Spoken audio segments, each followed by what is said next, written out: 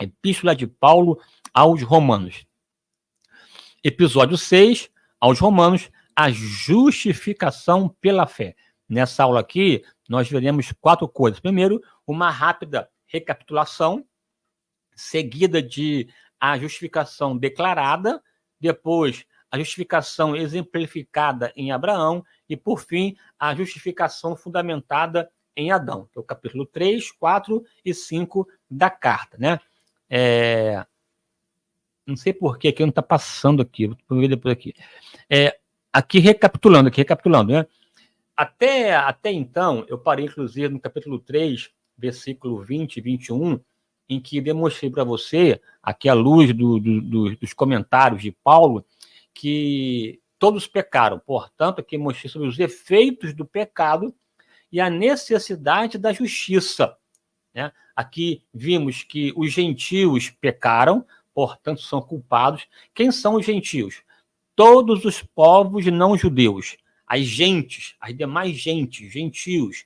Quem não é judeu é gentio à luz da Bíblia. Biblicamente, no Novo Testamento, temos 3 povos básicos, né? O povo gentil, que são as nações gentílicas, que não são a nação judaica, então tem os gentios, tem os judeus, judeus basicamente os descendentes de Abraão em Israel, né? A partir de Israel, de Jacó, você vai ter toda a descendência israelita, que são, na verdade, descendentes de Abraão, e você tem a igreja formada por judeus convertidos e pelos gentios convertidos, formando, portanto, a igreja, né? Então, Deus olha para a terra hoje e vê judeu, igreja e gentio.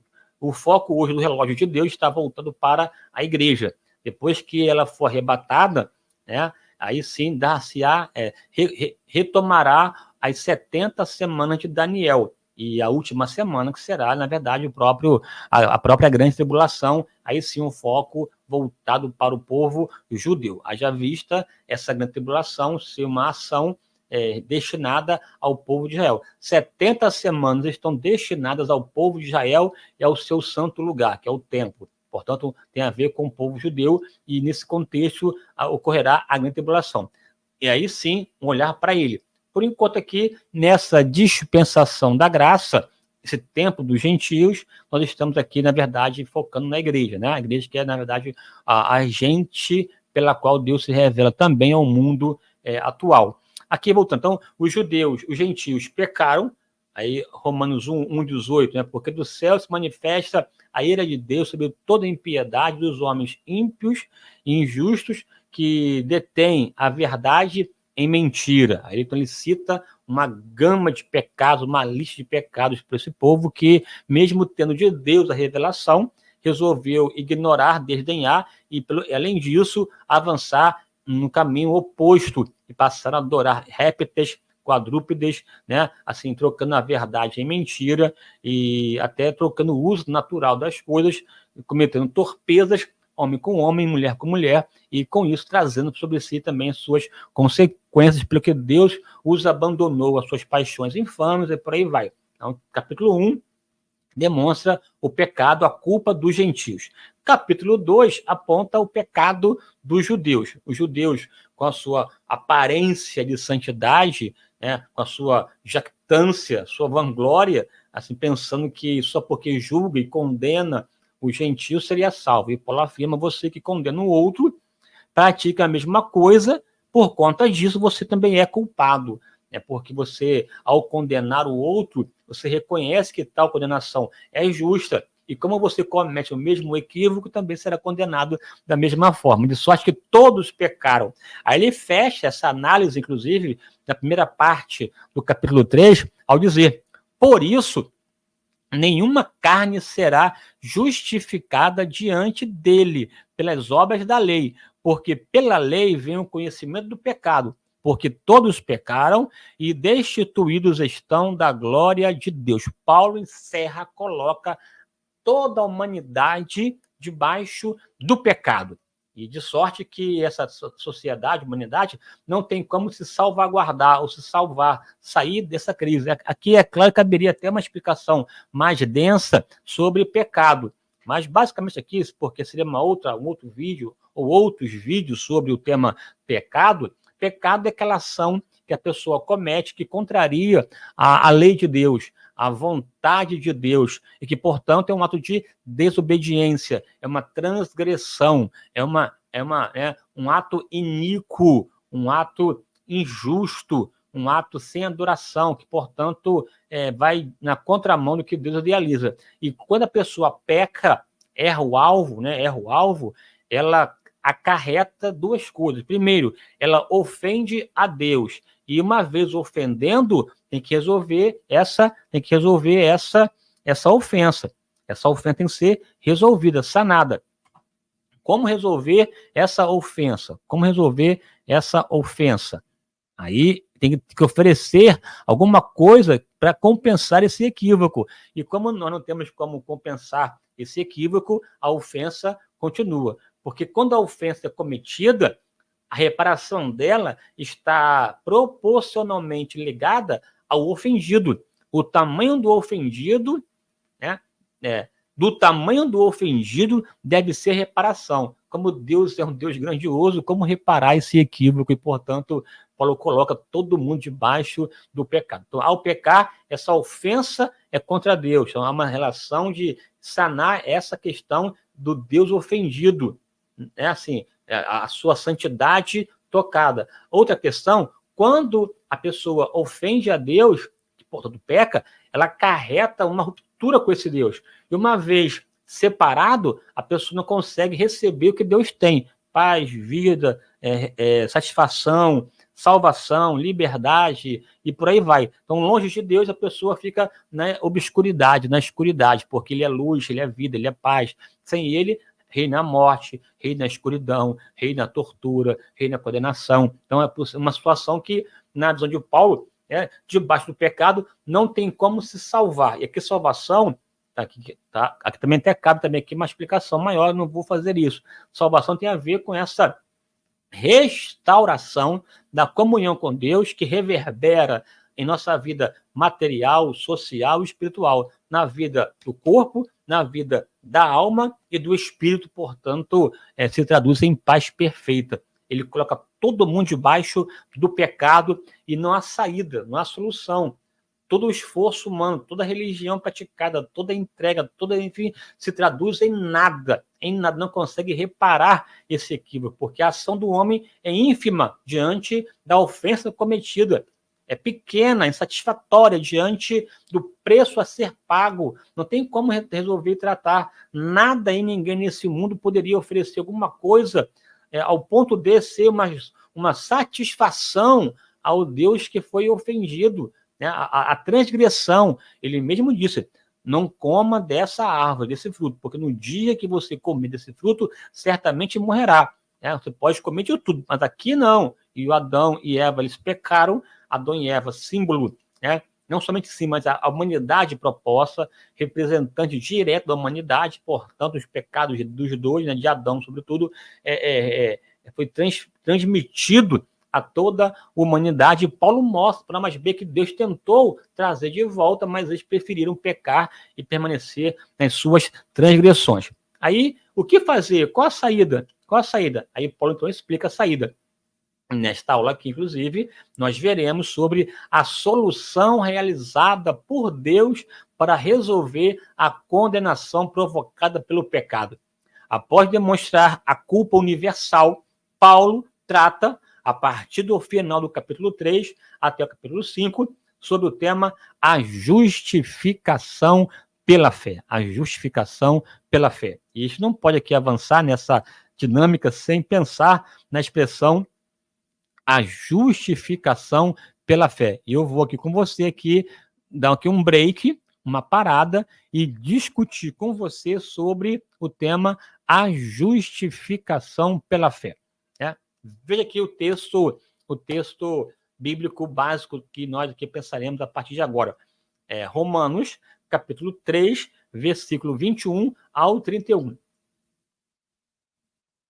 E à medida que formos lendo aqui esse texto, vamos pensar nas palavras-chave que aparecem agora nessa carta. Palavras-chave que são palavras temáticas que desenvolvem uma doutrina que fazem parte desse pacote da doutrina da salvação. Tá? sendo justificados. Aqui uma palavrinha-chave, justificados.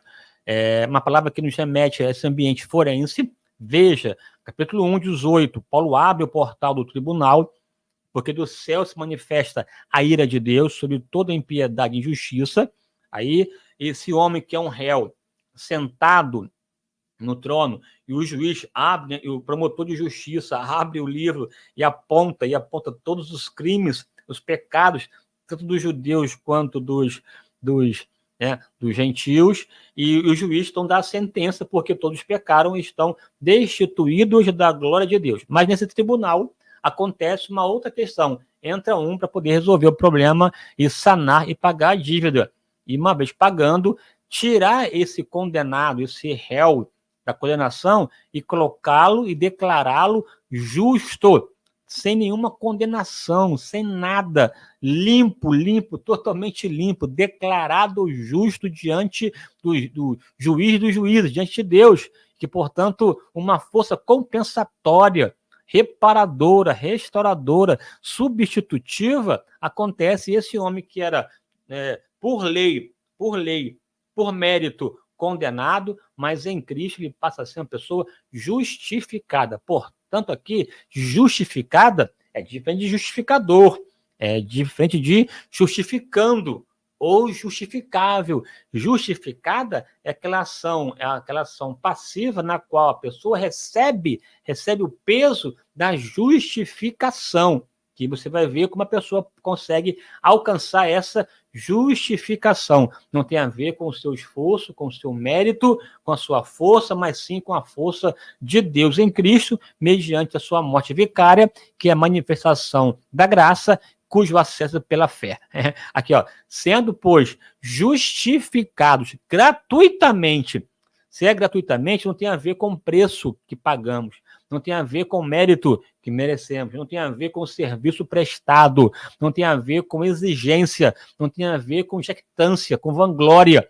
Gratuitamente é um presente, é quando a pessoa recebe sem merecer, quando a pessoa tem sem ter o direito de. Portanto, não se pode exigir, não se pode bater na mesa, mas sim receber graciosamente. Justificados ou declarados justos de modo gracioso pela graça. Então, veja aqui que palavra, justificados gratuitamente, através de, por intermédio de, sua graça, pela redenção que há em Cristo Jesus.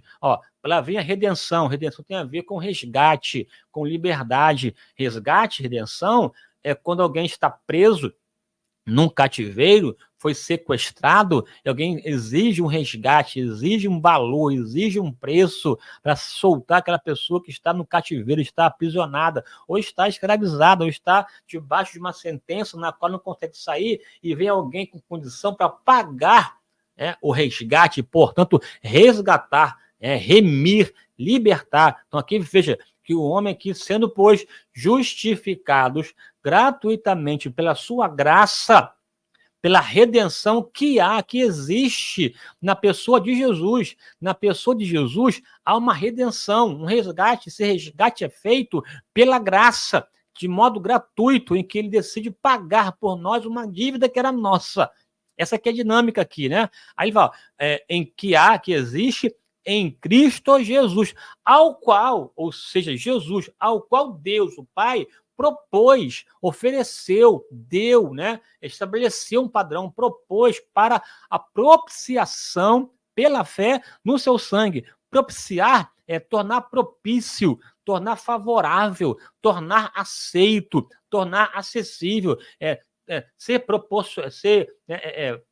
propiciar é o mesmo que favorecer, tornar palatável, aceito, acessível, para propiciação pela fé no seu sangue, ou seja, mediante o seu sangue, a sua morte vicária, pela fé acessamos essa morte vicária, esse derramamento de sangue, e em Cristo, porque no qual há essa propiciação. Aqui, resumindo, Deus nos aceita, Deus nos acolhe, nos recebe, é restabelecida uma comunhão com Deus, uma vida com Deus, e nos tornamos templo e morada do Espírito Santo, mediante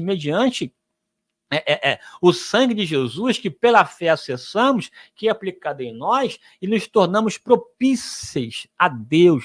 Nós somos, portanto, né, ele é a nossa propiciação, e Deus é satisfeito, satisfaz a exigência por conta da morte de Jesus, que é uma morte redentiva, de redenção, que nos envolve, nos abraça, nos transforma pela graça esta que você acessa pela fé. Quem crer em Jesus será salvo, né? Ide por todo mundo e pregar esse evangelho a toda criatura. Quem crer e for batizado será salvo, quem não crer será condenado, né? Porque Deus amou o mundo de tal maneira que deu o seu Filho, para que todo aquele que nele crê não pereça, mas tenha a vida eterna. Essa vida eterna é para quem crê, e quem crê abraça a graça. Ao abraçar a graça, precisa de um mecanismo chamado fé, e que pela fé, através da fé, nos lançamos em Deus, e portanto somos em Cristo resgatados, e podemos acessar a Deus, porque em Cristo nós nos tornamos, na verdade, né,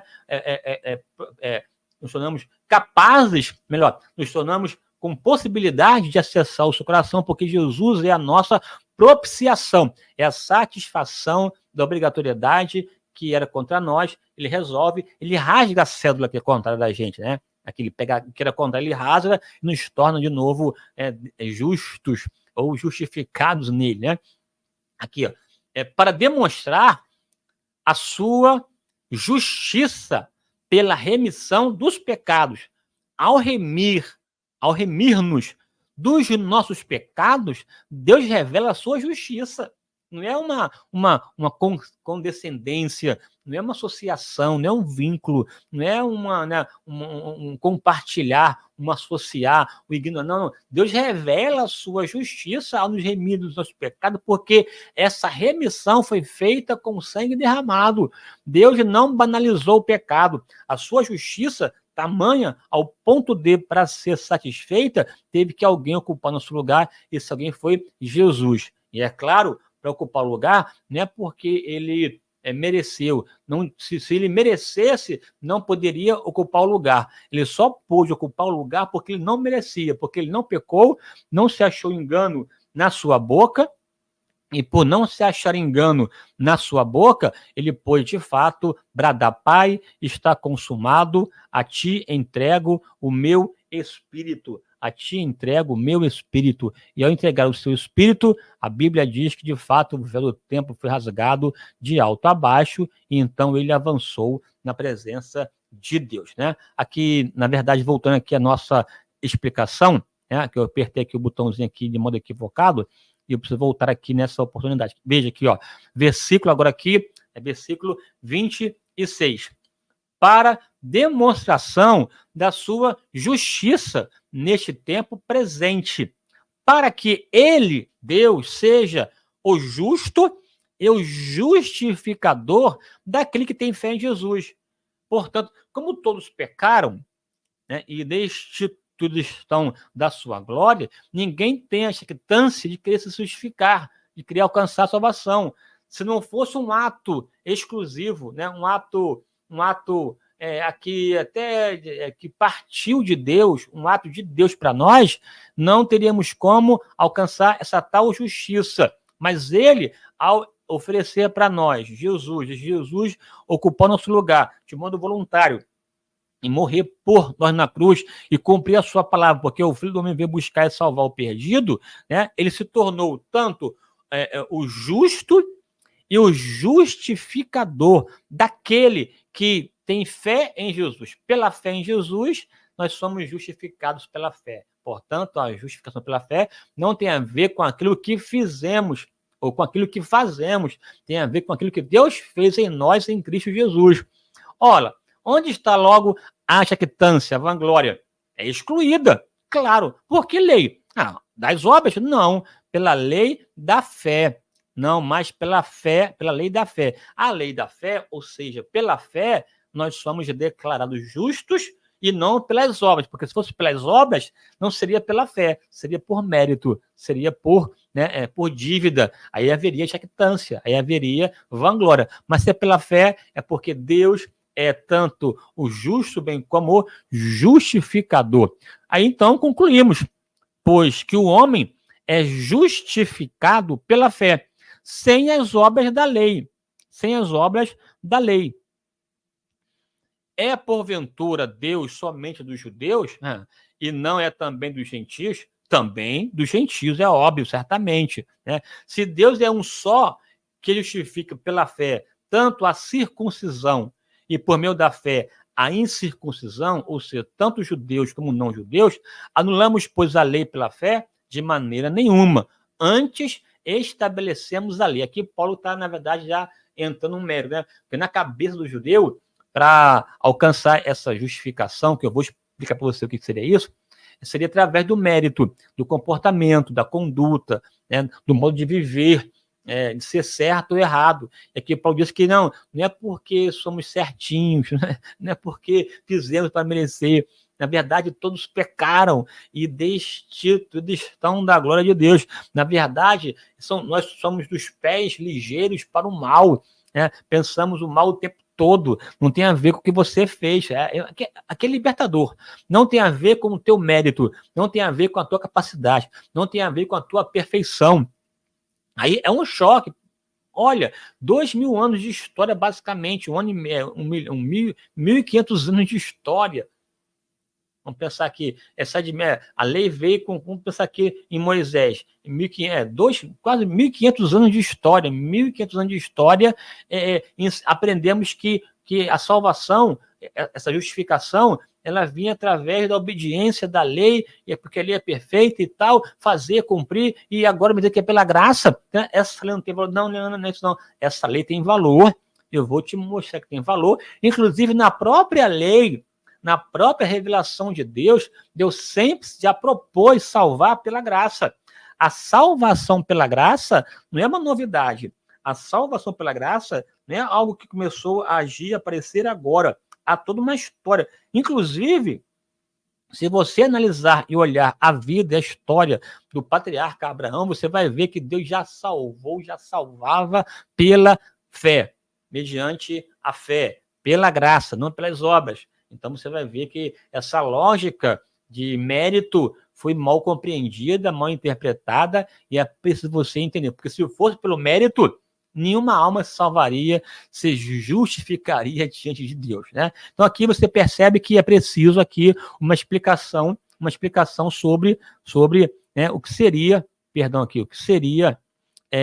justificação pela fé. Se não explicar aqui, a pessoa não vai entender. Então, aqui eu preciso explicar o que significa justificação pela fé. Vamos lá. A justificação é declarada, capítulo 21 a 31, que eu aqui li para você. Está lá.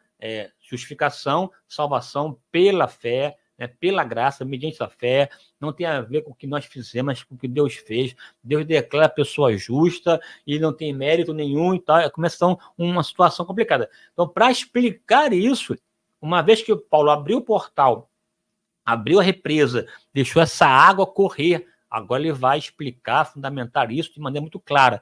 Capítulo 4 e 5, Paulo explica e fundamenta essa ideia da justificação pela fé. Eu vou aqui te explicar a partir de agora.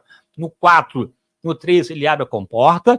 No 4, ele explica, ilustra a partir da análise da vida do patriarca Abraão. No 5, ele fundamenta a partir da relação entre Adão e Jesus, né? Mas, antes, o que é justificação pela fé? O que significa a justificação pela fé? Vamos aqui avançar. Em primeiro lugar, aqui, quando você ouve a expressão justificação pela fé, entenda como sendo uma expressão teológica para a salvação, é a justificação pela fé. Ouviu a expressão justificação pela fé, tem a ver com salvação.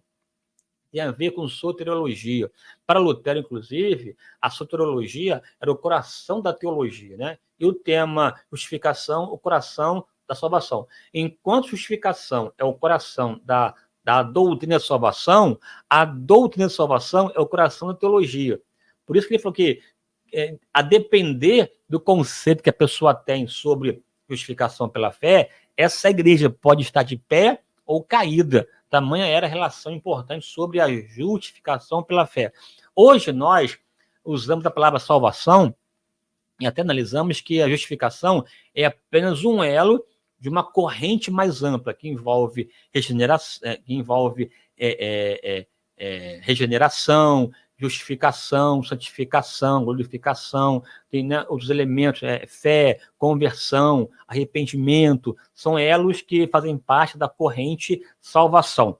A salvação é um pacote da fé, da conversão, do arrependimento, conversão, novo nascimento, que é regeneração, aí vem a santificação, justificação, um pacote que você pode destrinchar e cada ponto analisar, para entender a doutrina da salvação. Né? Só que há muito tempo, até no contexto de Paulo também, sobretudo no contexto também da medieval e moderno, a expressão justificação pela fé é muito ligada à ideia de salvação. Como você pode ser salvo? Porque ser justificado é justificado diante de Deus. E uma vez diante de Deus justificado, salvo. Então você até confunde justificação com salvação. Então você pode pensar, sendo, pois, justificados pela fé, temos paz com Deus, é salvação, tá? Uma expressão que se aplica à salvação enquanto uma palavra temática, mas tem também as suas especificidades. Justificação, aí vem aqui a parte mais pontual, mais específica. É o ato de Deus, pela fé. Justificação, como alcançar a justiça, ações de Deus. Um ato de Deus pelo qual, através do qual, mediante o qual, Deus declara, verbaliza, decide, sentencia. É uma sentença. É uma decisão, é uma declaração de Deus que o pecador, que merecia ir para o inferno, que é pecador, que crê como sendo justo, como base na obra de Cristo na cruz. Né? Aqui, é o ato de Deus pelo qual declara o pecador que crê como sendo justo, com base na consumação, nos méritos da obra de Cristo. Então, o que seria a justificação pela fé? É a declaração, não tem a ver com a mudança do comportamento, da atitude, né, a forma de ser, não tem a ver com simplesmente Deus declarar a pessoa justa. Você não tem mais pecado, você não deve mais nada a mim, você tá livre, você está livre, já zeramos tudo, está tudo zerado, vida limpa, vida nova, seguir em frente, você não tem nada, você não deve nada à justiça. Não é somente por conta de um endereço, se esse tribunal tem ou não tem jurisdição e tal, e cancelar o processo, não. Porque não houve, no caso aqui do dito cujo, não houve inocência. O que houve foi uma anulação do processo para recomeçar por conta de uma questão de foro, né? Não é em Curitiba, é em Brasília, então cancela tudo, mas contém lá toda a dinâmica de dívida, de erros, de corrupção e tudo mais. Aqui no caso não, aqui ele cancela a dívida, cancela a ofensa, cancela o equívoco. Deus declara a pessoa que crê, a pessoa que recebe, a pessoa que tem fé na obra vicária, ele recebe e perdoa o pecado, a pessoa, portanto, é justificada. Né? A justificação, portanto, não é um processo para alcançar, para obter, vou subir a escada, eu vou pagar a promessa, vou entregar o dízimo, vou entregar a oferta, eu vou evangelizar, eu vou para o culto, e não tem isso não, é Deus que declara, não, porque não é um processo, é um ato, não é um processo, é um ato, é um estado de declarado justo, é tão impactante, é tão forte que as pessoas confundem. Como é que pode, então eu vou pecar, eu vou errar à vontade de Deus, vou declarar justo? Paulo até vai responder. Então quer dizer que não há nenhuma razão para a lei, a lei não tem importância, de maneira nenhuma. Vai explicar então como entra a lei nesse processo, como entra a questão da obediência. Mas aqui em tese, Deus em Cristo Jesus declara a pessoa justa, sem merecer, daí justificada pela fé. Ela creu em Jesus, pegou os méritos dele e colocou na conta. É como uma pessoa que não tinha nada, pelo conta devia bilhões, trilhões, sei lá, uma fortuna impagável. Aí então ela tem um encontro com Jesus, ela pega os recursos de Jesus, pega o seu resultado, a sua obra, o seu mérito e aplica nela. Ela passa a desfrutar do que Jesus tinha. Imagina, era um mendigo que passou a ser um trilionário, né? E não tem mais, não deve mais nem. Agora, ele pode até abençoar pessoas. Essa questão aqui da Deus declara, não é um processo que se alcança, não é um processo que desenvolve, que cresce, não. Justificação é uma declaração e, portanto, é um ato. A justificação é realizada por Deus e não pelo homem. Não tem a ver com sacramentos, não tem a ver com participação de rito aqui, rito acolá, não tem a ver com missa, com culto, não tem a ver com a fé em Jesus. A pessoa tem fé em Jesus, abraça essa obra vicária, o que era contrário a nós é rasgado, o véu se rasga de alto a baixo e passamos a ter livre acesso pelo novo e vivo caminho realizado por Jesus. Irmão, é muito libertador. Isso aqui é libertador demais. Você fica livre. Não há peso de acusação, peso de condenação, de crise existencial, e Deus não me quer mais. Não. Eu sou seguro em Cristo. Eu estou em Cristo, e em Cristo Deus me declara justo, santo, né? Interessante, né? É tão forte que ele não sabe o que vai. Oh, meu Deus, como vai ser? Porque é assim mesmo, né? Não é tornar justo, mas sim declarar justo. Quem torna a pessoa justa é a outra questão, é a santificação. A santificação tem a ver com tornar a pessoa justa, ou seja, uma pessoa correta, uma pessoa que manifesta a Deus, que manifesta princípios éticos e morais, que adora a Deus, que tem a ver com a sua vontade. Veja, você não vai pegar essa parte minha aqui, cortar e editar, e dizer que estou aqui ensinando que uma vez justificado pode pecar. Não é isso, não. Eu estou dizendo que é justificação pela fé. É uma ação de Deus na qual nos declara justos mediante as obras de Jesus, ou a obra de Jesus, do Pai está consumado. Portanto, não tem a ver com o meu mérito, não tem a ver com aquilo que eu faço, mas com aquilo que Deus fez. Não é tornar, não é alcançar, não é atingir, é sermos envolvidos nela por uma conta de uma ação de Deus em Cristo, nos amou de tal maneira que nos declarou justos para a glória de Deus, para aqueles que creem, tá bom? Então, aqui avançar aqui, ó. Estou explicando, eu sei que você está aí já com muitas perguntas para fazer, inclusive, pode até fazer aqui no chat, aqui, mandar sua mensagem, sua participação, né? Aqui tem muitas pessoas aqui já participando, escrevendo aqui ativo e tudo mais e tal. Você pode participar, que eu vou até explicar para você, mas você veja, estamos tratando de uma carta. Eu estou aqui parte por parte. Eu vou tratar outras questões com você mais à frente. Vou tratar o capítulo 6, o 7 e o 8. O 6, 7 e o 8 são, na verdade, como o evangelho se relaciona com a lei, né? Aí você vai ver quais são os impactos que isso provoca em nós em relação a Deus. Tá? Você vai ver o capítulo 6, o 7, o 8, aí vai avançar o 9, 10 e 11, que tem a ver com o povo de Israel, o 12, 13, 14, 15, 16 tem a ver com questões práticas. Tá? Aqui estou aqui desenvolvendo. Primeira parte, a gente viu, todos pecaram. 1, 2 e 3. No 4, no 3 já declara que somos justos, justificados por Deus. No 4 e 5, ele vai fundamentar isso e até dizer quais são os efeitos dessa dita justificação pela fé. Pela fé. Aqui pelo tempo, aqui, acredito que teremos que fazer 2 partes sobre o tema a justificação pela fé, tá bom? Vamos aqui avançar no nome do Senhor. Veja, algumas considerações sobre a questão da justificação pela fé. Debaixo da lei aqui a palavra lei de Moisés, né, o decálogo, lei, profetas e escritos, né, o Antigo Testamento, a justificação, a pessoa alcançar o estado de justo, era resultado do bom comportamento. Comportou-se direitinho, bonitinho, tal. O problema é que ninguém conseguiu se comportar direitinho. Todos pecaram. A ideia é, nós vamos alcançar a salvação. Vamos buscar a perfeição, buscar ser perfeitos e tal, para não pecar, não errar e tal. Só que todos pecaram, porque todos são sujeitos às mesmas paixões. Até Elias, o profeta, do mesmo pacote. Cita uma pessoa aí no Antigo Testamento que não tenha pecado. Cita uma pessoa. O mais importante, Abraão pecou, mentiu, avançou o processo, deitou-se com Agar. Abraão mentiu 2 vezes, inclusive. E, enfim, é uma análise interessante.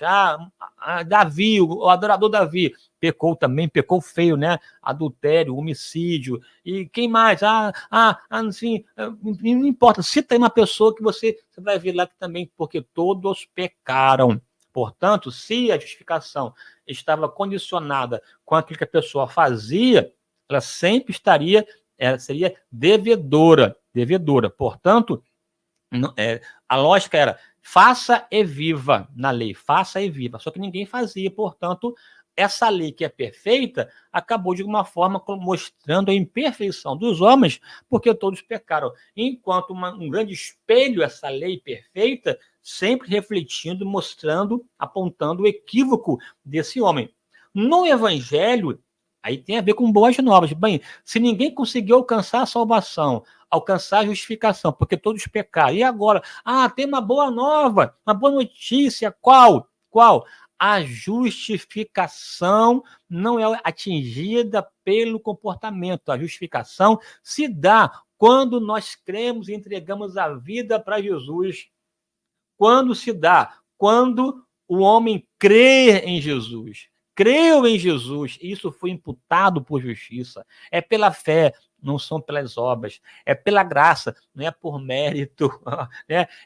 Essa justificação, portanto, é uma expressão da gratuidade de Deus. É gratuitamente, ou seja, sem motivo, sem mérito. Não tem a ver com uma visão meritocrática, mas sim com graça, porque a graça de Deus se manifesta trazendo salvação a todos os homens. Se você é salvo, se você é liberto, pode ter certeza, pela graça. Foi graça, abundante graça, né? Foi graça, irmão. E te digo que foi assim, foi só pela graça de Jesus que eu venci e cheguei aqui. Aleluia. Essa graça que nos dá vida, alegria, gozo, satisfação, essa graça que nos restaura na presença de Deus, essa graça que nos impulsiona a vivermos em santidade em sua presença, essa graça transformadora, essa graça abundante, essa graça maravilhosa, essa superabundante graça, foi pela graça, para que Deus seja o justo e o justificador de todo aquele que nele crê. É pela graça, portanto, não alimente nenhum tipo de acusação, de inferioridade, de não mereço, não posso. Não, o poder dele se aperfeiçoa em nossa fraqueza. Minha graça te basta. Essa graça que nos salva do pecado, nos salva da condenação, mas também é essa graça que é o poder de Deus que em nós opera, nos dá condições de servirmos e adorá-lo na beleza da sua santidade. Tetelestai, está consumado. Deus em Cristo Jesus te aceita. Deus em Cristo Jesus abre os portais celestes. Deus em Cristo Jesus te coloca nas regiões celestiais em Cristo e você pode adorá-lo, porque não há nenhuma sentença contrária à tua vida, porque perdoados estão os teus pecados, e em Cristo resgatado, em Cristo reconciliado, em Cristo restaurado para a glória de Deus. Portanto, justificação apresenta a modificação da posição judicial, né, que de Caiocine, né? Esse de Caiocine tem a ver com o que era contrário a nós no tribunal. Agora, em Cristo, somos declarados justos. Ninguém pode me prender, me acusar, apontar o meu equívoco, o meu erro. Não. Eu sou em Deus declarado justo e minha vida é uma vida na presença de Deus. Sou propriedade exclusiva do Senhor e quero viver para Ele.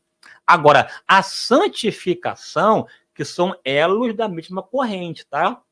Você pode separar uma coisa da outra, porque o justificado, automaticamente, ele vai caminhar para a santificação, vai buscar se aproximar de Deus, porque essa vida em Deus reativa em nós o espírito de comunhão com Deus, no qual nós buscamos a sua presença.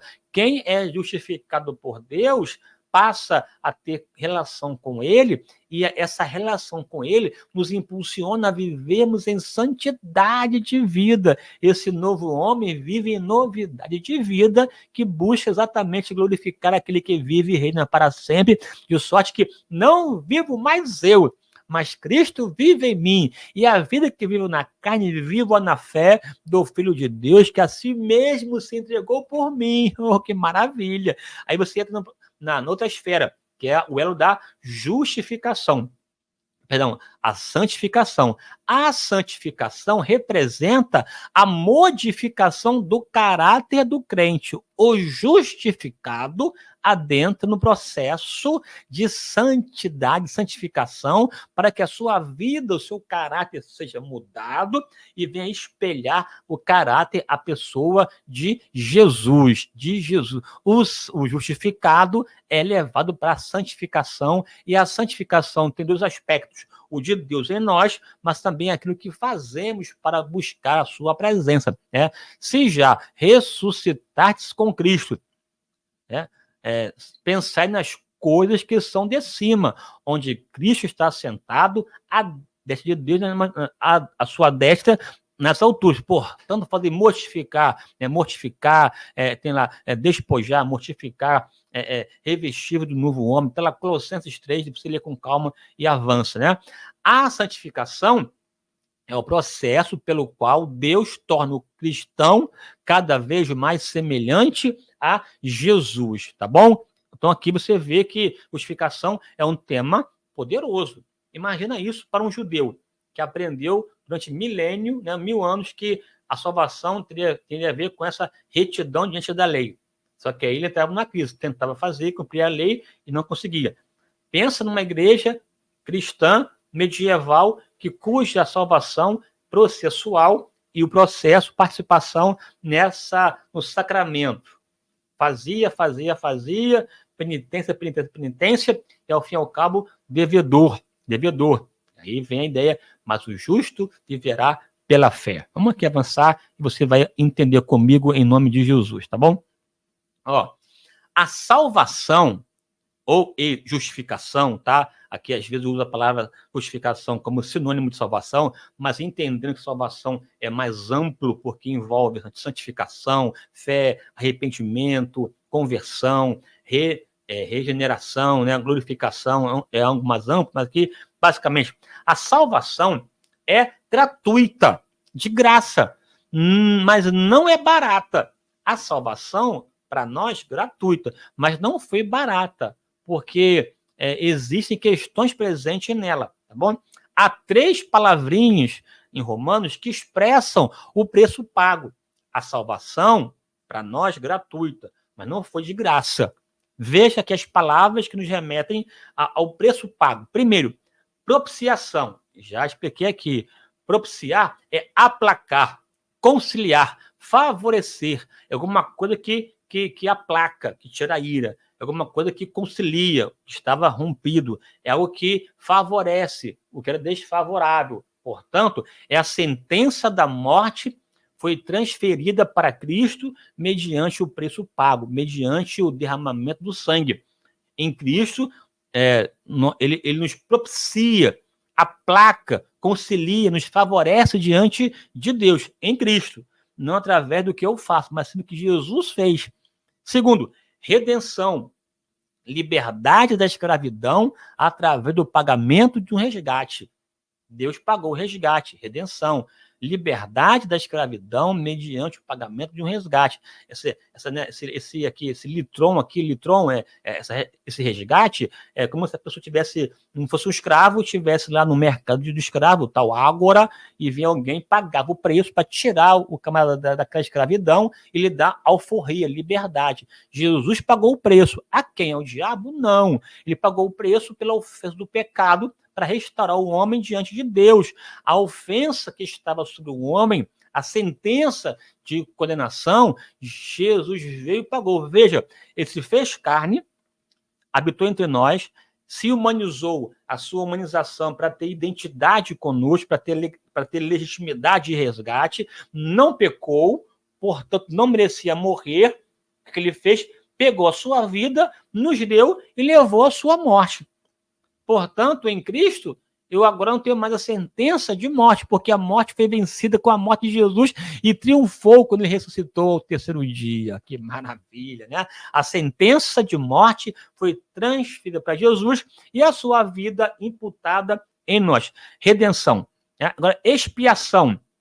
Expiar tem a ver com você, né, de fato, tirar o que é ruim. Expiar é tirar, é limpar. Só que essa expiação, mediante sacrifício que houve o derramamento de sangue. O cordeiro foi imolado. Eis o cordeiro de Deus que tira o pecado do mundo. Portanto, houve uma expiação em função do derramamento de sangue. Não foi por pedra preciosa, prata ou ouro, mas foi pelo precioso sangue de Jesus que nós fomos comprados da nossa vã maneira de viver.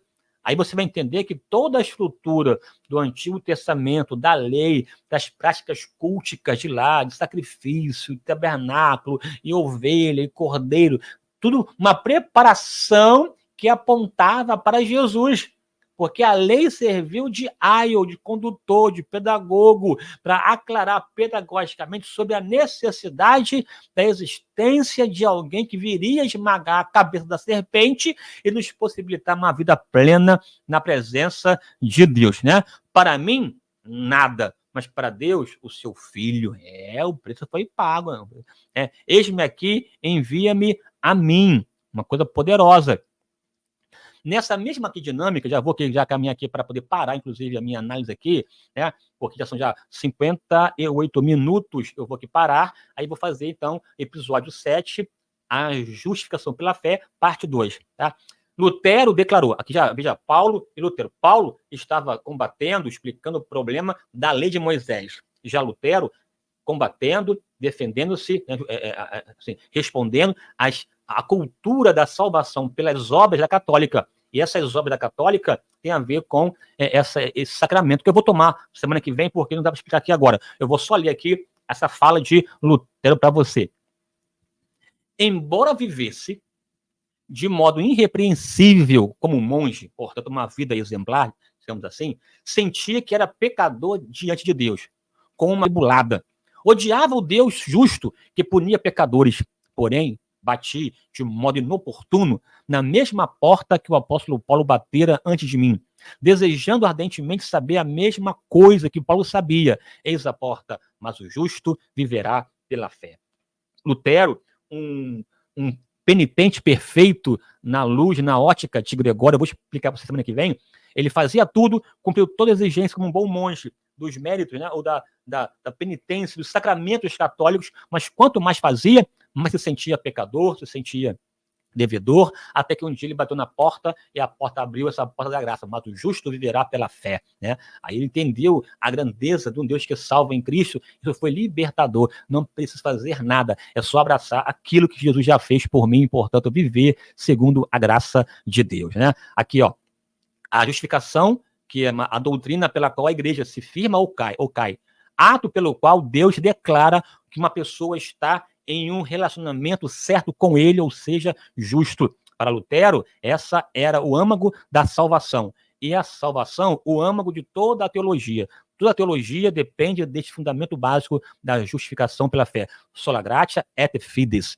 Somente pela graça, mediante a fé. Ok, aqui encerro esse vídeo e semana que vem aqui eu retomo para poder conversar com você sobre a parte B do justificação pela fé. Minha gratidão pela sua paciência, pela sua participação, por você estar aqui até agora, esse momento aqui, participando comigo do programa Examinando as Escrituras, que você cresça, aprenda e que você possa aqui compartilhar, né, compartilhar essa aula, interagir e estar aqui conosco. Semana que vem, quarta-feira, aqui ao vivaço com você, né, por conta aí da minha obrigação pessoal e fiz uma esquema aqui diferente, mas semana que vem aqui com você, aqui participando ativamente, viu? Deus abençoe, meu irmão, minha irmã, fico até a próxima. Em nome de Jesus, amém.